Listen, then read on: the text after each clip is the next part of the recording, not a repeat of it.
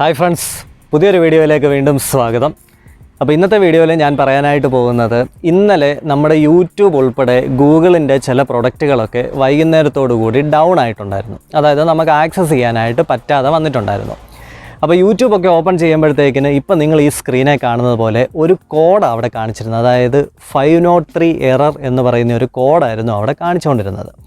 അപ്പോൾ ഇതെല്ലാം കഴിഞ്ഞിട്ട് യൂട്യൂബൊക്കെ വീണ്ടും റീസ്റ്റോറൊക്കെ ആയി കഴിഞ്ഞ് നമുക്ക് നെറ്റൊക്കെ കിട്ടാനായിട്ട് തുടങ്ങിയതിന് ശേഷം ഞാൻ ഗൂഗിളിനകത്ത് കയറി സെർച്ച് ചെയ്തു. അതായത് ആൾക്കാർ ഇന്നലത്തെ ദിവസം ഏറ്റവും കൂടുതൽ സെർച്ച് ചെയ്തിട്ടുള്ള ഒരു കണ്ടൻറ്റ് എന്താണെന്നുള്ളത് സെർച്ച് ചെയ്തപ്പോഴത്തേക്കിന് അവിടെ കാണാനായിട്ട് സാധിച്ചത് യൂട്യൂബ് 503 എറർ.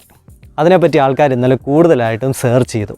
അപ്പോൾ എന്താണ് ആ ഒരു നമ്പർ കൊണ്ട് ഉദ്ദേശിക്കുന്നത്, അല്ലെങ്കിൽ അങ്ങനെയുള്ള കോഡുകൾ കണ്ടു കഴിഞ്ഞാൽ നമുക്ക് എന്ത് രീതിയിൽ അതിനെ മനസ്സിലാക്കിയെടുക്കാനായിട്ട് സാധിക്കും.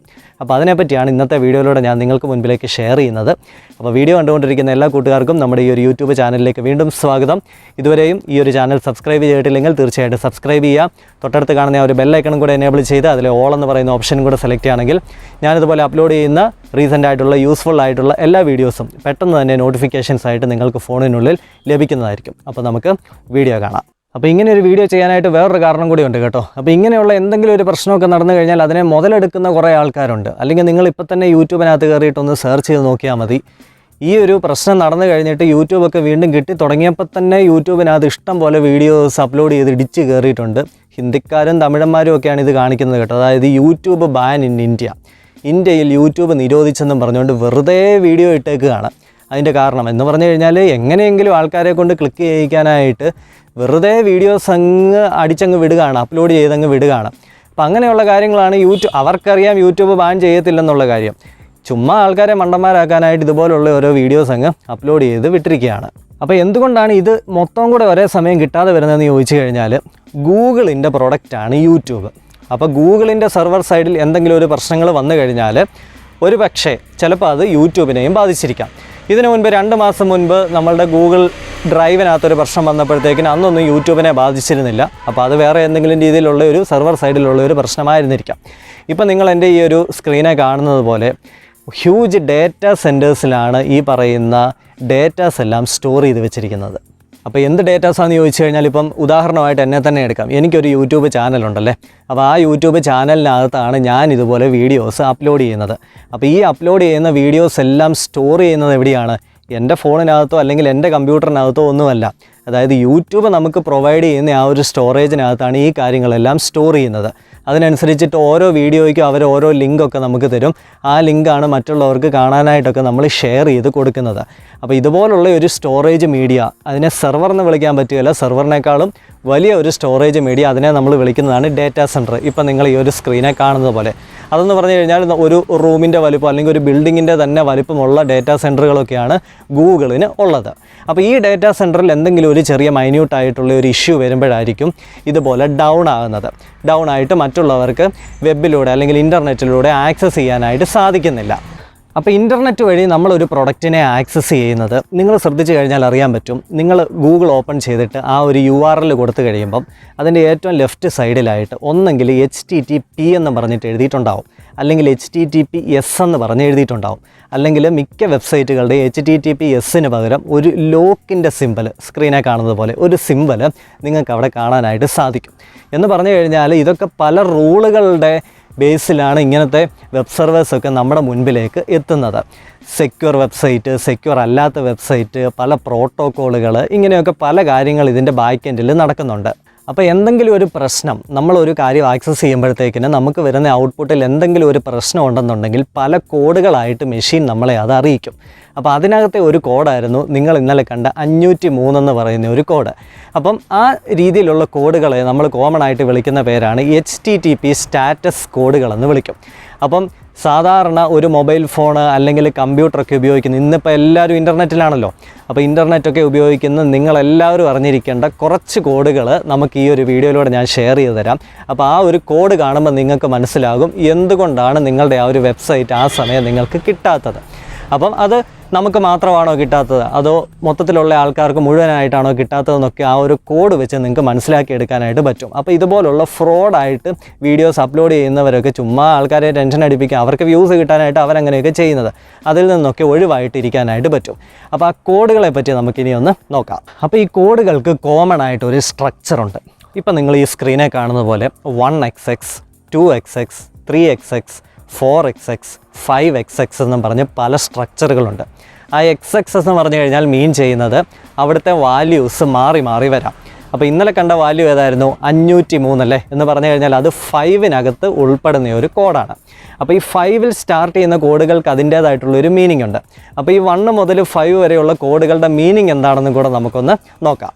അപ്പോൾ നിങ്ങൾ എന്തെങ്കിലും ഒരു കാര്യം നിങ്ങളുടെ ഇൻ്റർനെറ്റിനകത്ത് സെർച്ച് ചെയ്ത് കഴിയുമ്പോഴത്തേക്കിന് നിങ്ങൾക്ക് ഔട്ട്പുട്ടായിട്ട് ഇപ്പോൾ 1xx, അതായത് 1 കഴിഞ്ഞിട്ട് വേറെ എന്തെങ്കിലും ഒരു ഡിജിറ്റിലാണ് നിങ്ങൾക്കൊരു ഔട്ട്പുട്ട് ഒരു വാണിംഗ് പോലെ കാണിക്കുന്നതെന്നുണ്ടെങ്കിൽ അതിൻ്റെ മീനിങ് എന്ന് പറയുന്നത് ഇൻഫർമേഷണൽ എന്ന് പറയുന്ന ഒരു മീനിങ്ങേ ഉള്ളൂ. എന്ന് പറഞ്ഞു കഴിഞ്ഞാൽ നമ്മൾ അങ്ങോട്ടേക്ക് നമ്മളുടെ ബ്രൗസറിലൂടെ റിക്വസ്റ്റ് ചെയ്ത കാര്യം അവിടെ അക്സെപ്റ്റ് ചെയ്തു, നമ്മൾ എന്ത് ചെയ്താൽ മതി?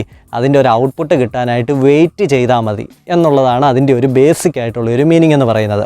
ഇതിനകത്ത് ടെക്നിക്കലായിട്ട് ഒത്തിരി കാര്യങ്ങളുണ്ട് കേട്ടോ, അതൊന്നും ഞാൻ പറയുന്നില്ല. സാധാരണക്കാരനൊന്ന് മനസ്സിലാക്കുന്ന രീതിയിൽ ഏറ്റവും സിമ്പിളായിട്ടുള്ള ഒരു കാര്യം ഞാൻ ഈ രീതിയിൽ പറഞ്ഞു തരുന്നതേ ഉള്ളൂ.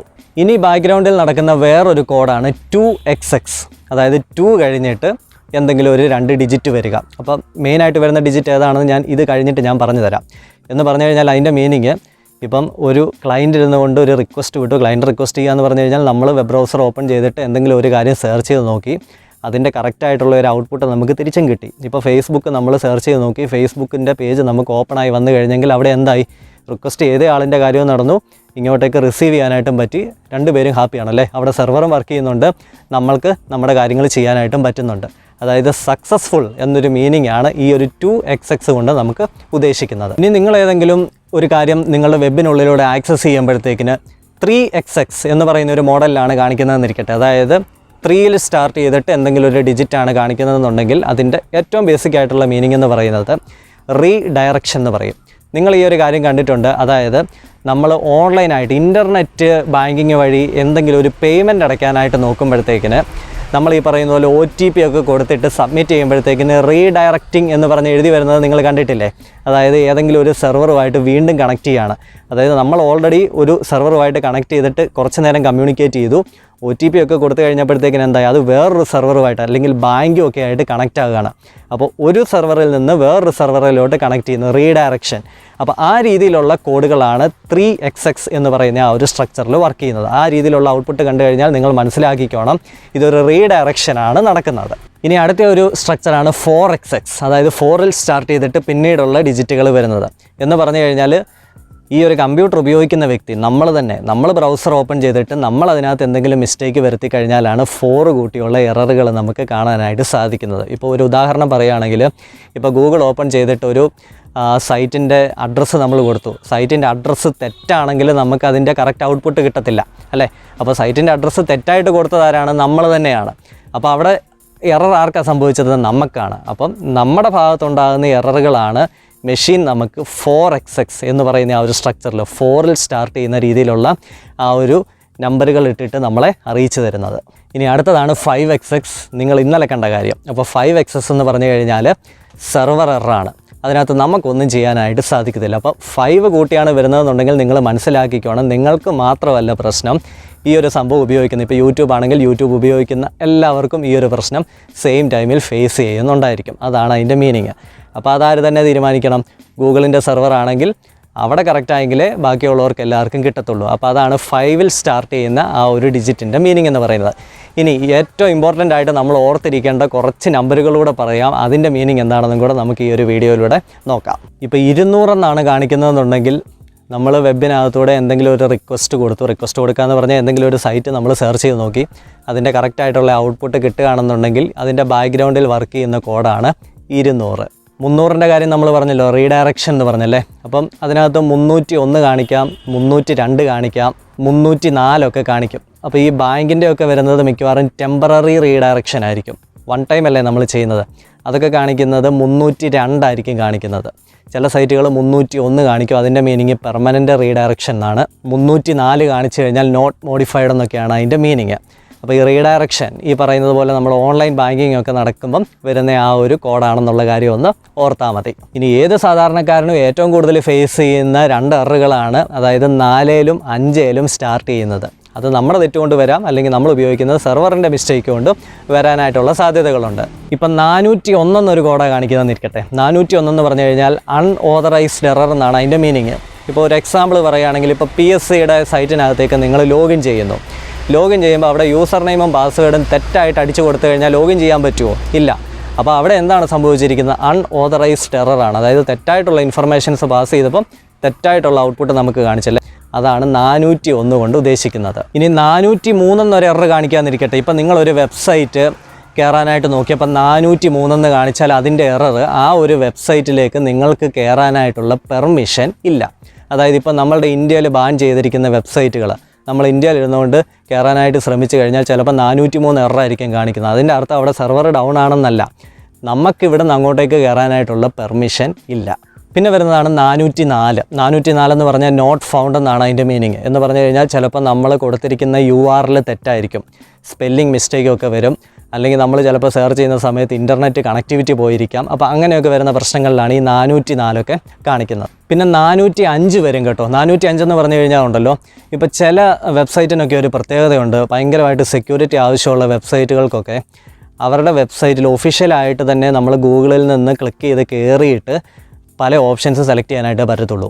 ഇപ്പം നമ്മുടെ കൂട്ടുകാരെങ്കിലും ഏതെങ്കിലും ഒരു ഓപ്ഷൻ്റെ മാത്രം ലിങ്ക് എടുത്തിട്ട് നമുക്ക് സെൻഡ് ചെയ്ത് കഴിഞ്ഞാൽ നമ്മൾ ക്ലിക്ക് ചെയ്ത് കഴിഞ്ഞാൽ അത് അവിടെ അക്സെപ്റ്റ് ചെയ്യത്തില്ല. അപ്പോൾ അങ്ങനത്തെ എററൊക്കെ കാണിക്കുന്നത് ഈ 405 എന്ന് പറഞ്ഞ എററായിരിക്കും കാണിക്കുന്നത്. അതൊരു സെക്യൂരിറ്റിക്ക് വേണ്ടിയിട്ടാണ് അവർ ആ രീതിയിൽ ചെയ്യുന്നത്. പിന്നെ ഏറ്റവും ഇമ്പോർട്ടൻ്റ് ആയിട്ടുള്ളതാണ് ഇന്നലെ നിങ്ങൾ കണ്ട 503. 503 എന്ന് പറഞ്ഞു കഴിഞ്ഞാൽ സെർവർ നോട്ട് അവൈലബിൾ എന്നാണ്. എന്ന് പറഞ്ഞു കഴിഞ്ഞാൽ നമ്മൾ അങ്ങോട്ടേക്ക് റിക്വസ്റ്റ് ചെയ്തതിൻ്റെ തെറ്റല്ല, അതായത് ആ ഒരു പർട്ടിക്കുലർ സെർവർ അവിടെ റിയാക്ട് ചെയ്യുന്നില്ല അല്ലെങ്കിൽ റെസ്പോണ്ട് ചെയ്യുന്നില്ല. അപ്പോൾ അവിടുത്തെ ഡൗൺ കണ്ടീഷനിലാണ് 503 എന്നുള്ള എറർ നമ്മളെ കാണിക്കുന്നത്. ഇനി ചിലപ്പോൾ 502 അല്ലെങ്കിൽ 504 എന്നൊക്കെ കാണിക്കാം. അതിൻ്റെ ശരിക്കും ടെക്നിക്കലായിട്ടുള്ള ടേം എന്ന് പറയുന്നത് ബാഡ് ഗേറ്റ് വേ എന്നൊക്കെ പറയും, അല്ലെങ്കിൽ ഗേറ്റ് വേ ടൈം ഔട്ട് എന്നൊക്കെ പറയും. ഇപ്പോൾ ഗേറ്റ് വേ എന്ന് പറഞ്ഞു കഴിഞ്ഞാൽ ഉദ്ദേശിക്കുന്നത് നമുക്ക് ഇവിടെ ഇരുന്നുകൊണ്ട് ഒരു സൈറ്റ് ആക്സസ് ചെയ്യണമെന്നുണ്ടെങ്കിൽ തീർച്ചയായിട്ടും അവിടെ ഇൻ്റർനെറ്റ് കണക്ഷൻ ഉണ്ടാകണം. അപ്പോൾ ഈ ഇൻ്റർനെറ്റ് കണക്ഷനകത്ത് എന്തെങ്കിലും ഒരു പ്രശ്നം വന്നു കഴിഞ്ഞാൽ, ഇപ്പോൾ നിങ്ങൾ ഈ സ്ക്രീനെ കാണുന്നത് പോലുള്ള പല ഡിവൈസുകളൊക്കെ ഉപയോഗിച്ചിട്ടാണ് നമ്മൾ വീട്ടിൽ ഇരുന്നുകൊണ്ട് ചെറിയ മൊബൈലിൽ ഇരുന്ന് കുത്തുമ്പോൾ നമുക്ക് കണക്ഷൻ കിട്ടുന്നത്. അപ്പോൾ ഇതൊക്കെ ഇതിനകത്ത് ഉപയോഗിക്കുന്ന പലതരം ഡിവൈസുകളാണ്. പല ISP ആണല്ലോ നമുക്ക് നെറ്റ് കണക്ഷൻ തരുന്നത്. ഇപ്പോൾ മൊബൈൽ നെറ്റ് ആണെങ്കിൽ മൊബൈലിൻ്റേത്, ബ്രോഡ്ബാൻഡ് ആണെങ്കിൽ അവരൊക്കെ തരുന്നതനുസരിച്ചിട്ടാണ് നമ്മൾ ഉപയോഗിക്കുന്നത്. അപ്പോൾ അവരുടെ സൈഡിലും എന്തൊക്കെയും ചെറിയ പ്രശ്നങ്ങളൊക്കെ വന്നു കഴിഞ്ഞാൽ നമുക്ക് കിട്ടാതെ വരും. ഓക്കെ, അപ്പോൾ അതും കോമൺ ഇഷ്യൂ ആയിട്ട് വരുന്ന സാധ്യതകളുണ്ട്. അപ്പോൾ ആ രീതിയിലുള്ള എററുകളൊക്കെയാണ് ഇങ്ങനെ നമുക്ക് കാണാനായിട്ട് സാധിക്കുന്നത്. അപ്പോൾ നിങ്ങൾ ഏറ്റവും കൂടുതൽ കാണാനായിട്ട് സാധ്യതയുള്ളതെന്ന് പറഞ്ഞു കഴിഞ്ഞാൽ 401, 403, 404, 503 ഒക്കെ ആയിരിക്കും. ഇപ്പം നിങ്ങൾക്ക് ഏകദേശം ഒരു ഐഡിയ കിട്ടിയില്ലേ? ഒരു കോഡ് കാണിച്ചിട്ട് ഒരു ഔട്ട്പുട്ട് കാണിക്കുകയാണെന്നുണ്ടെങ്കിൽ അതിൻ്റെ അർത്ഥം അത് ഇന്ത്യയിൽ നിന്ന് എടുത്ത് ബാൻ ചെയ്തതെന്നല്ല. 400 കൂട്ടിയാണ് കാണിക്കുന്നതെന്നുണ്ടെങ്കിൽ നമ്മുടെ സൈഡിൽ നിന്നുള്ള മിസ്റ്റേക്ക് ആയിരിക്കും. 500 കൂട്ടിയാണ് കാണിക്കുന്നതെന്നുണ്ടെങ്കിൽ തീർച്ചയായിട്ടും ആ ഒരു സെർവർ സൈഡിൽ നിന്നുള്ള മിസ്റ്റേക്ക് ആയിരിക്കും. അപ്പോൾ ഈ ഒരു കാര്യമൊക്കെ നിങ്ങൾക്ക് പുതിയൊരു ഇൻഫർമേഷൻ ആയിരിക്കും മിക്ക ആൾക്കാർക്കും. ടെക്നോളജിപരമായിട്ട് നോളജുള്ള ആൾക്കാർക്കെല്ലാം ഇതൊക്കെ ഓൾറെഡി അറിയാവുന്ന കാര്യങ്ങൾ തന്നെ ആയിരിക്കും. അപ്പോൾ ഈ ഒരു വീഡിയോ തീർച്ചയായിട്ടും ഇൻഫർമേറ്റീവ് ആണെന്ന് നിങ്ങൾക്ക് തോന്നിക്കഴിഞ്ഞാൽ തീർച്ചയായിട്ടും ഷെയർ ചെയ്ത് മറ്റുള്ള സുഹൃത്തുക്കൾക്ക് എത്തിച്ചു കൊടുക്കുക. വീഡിയോ ഇഷ്ടമായെങ്കിൽ തീർച്ചയായിട്ടും ലൈക്ക് ചെയ്യുക, കമൻറ്റ് ചെയ്ത് നല്ല നല്ല കമൻറ്റുകളൊക്കെ വീഡിയോയുടെ തൊട്ട് താഴെ രേഖപ്പെടുത്തുക. നമ്മുടെ ഈ ഒരു ചാനലും കൂടെ മറക്കാതെ സബ്സ്ക്രൈബ് ചെയ്യുക. തൊട്ടടുത്ത് കാണുന്ന ബെല്ലൈക്കണും കൂടെ എനേബിൾ ചെയ്ത് അതിൽ ഓൾ എന്ന് പറയുന്ന ഓപ്ഷനും കൂടെ സെലക്ട് ചെയ്താൽ ഞാനിതുപോലെ അപ്ലോഡ് ചെയ്യുന്ന യൂസ്ഫുൾ ആയിട്ടുള്ള എല്ലാ വീഡിയോസും നോട്ടിഫിക്കേഷൻസ് ആയിട്ട് നിങ്ങളുടെ ഫോണിനുള്ളിൽ ലഭിക്കുന്നതായിരിക്കും. അപ്പോൾ നമുക്ക് പുതിയൊരു കണ്ടൻറ്റുമായിട്ട് അടുത്ത വീഡിയോയിൽ വീണ്ടും കാണാം. അതുവരേക്കും ഗുഡ് ബൈ.